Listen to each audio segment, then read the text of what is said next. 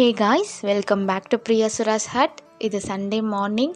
ஒரு நாள் ஃபுல்லாக மார்னிங் போய் ஈவினிங் வரைக்கும் அம்மா வீட்டுக்கு போனால் எப்படி இருக்கும் எங்கள் வீட்டில் அப்படின்னு பார்க்கலாமா?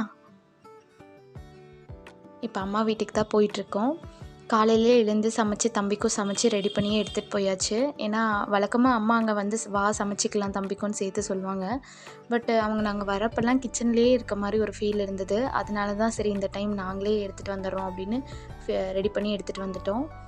வீடு எல்லாமே ஜன்னல் கதவு, பாத்ரூம் கதவு எல்லாமே ஃபினிஷ் பண்ணியாச்சு. இப்போ பொருளை ஷிஃப்ட் பண்ணுறதுல தான் இருக்குது. பக்கத்துலேயே தான் பழைய வீடு இருக்குது, தாத்தா கட்டின வீடு. இது அண்ணா கட்டின வீடு. சின்னது தான், பட்ஜெட்டுக்கு எவ்வளோ கொஞ்சம் சின்ன பட்ஜெட்டில் எவ்வளோ கட்ட முடியுமோ கட்டியாச்சு.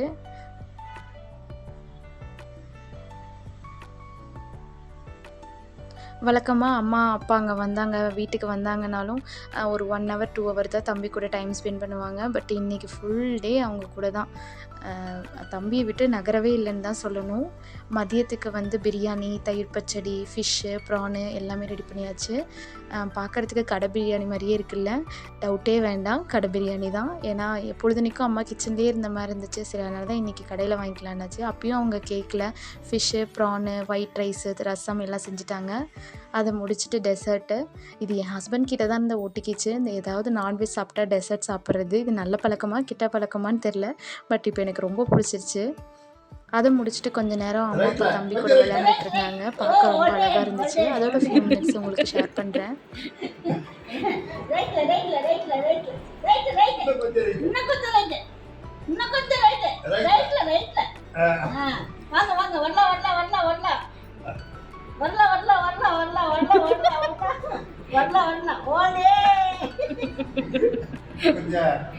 அப்புறம் கொஞ்ச நேரம் வழக்கமாக அம்மாவும் நானும் நடந்து போய் ப்ளவுஸ்க்கு எல்லாம் கொடுத்துட்டு அளவு கொடுத்துட்டு வருவோம். சரி, அதுக்கு கிளம்பலாம் அப்படின்னு சொல்லிட்டு கொஞ்சம் தூரம் நடந்தோம். பேசிகிட்டே நடந்தோம் ரொம்ப நாள் கழித்து.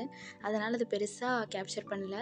என்னோடய டைலர் அக்கா எப்போ ஒரு நாள் முன்னாடி கொடுத்தா கூட ஃபங்க்ஷன் டைம்லேயோ சரி, தீபாவளி, பொங்கல் எப்போனாலும் உடனே தைச்சி கொடுத்துருவாங்க. ஸ்டிச்சிங்கும் பர்ஃபெக்டாக இருக்கும். என்னோடய ஃபேவரட் அக்கா.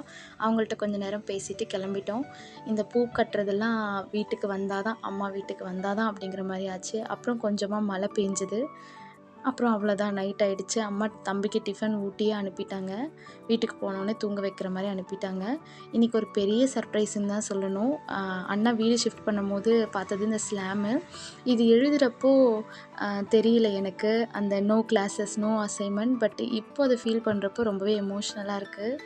நீங்களும் காலேஜ் டைமில் ஸ்லாம் எழுதியிருந்தீங்கன்னா கண்டிப்பாக போய் தேடி பிடிச்சி படிங்க. நம்மளை பற்றி நாம் மறந்த விஷயங்கள் எல்லாம் ஞாபகப்படுத்திக்கலாம்.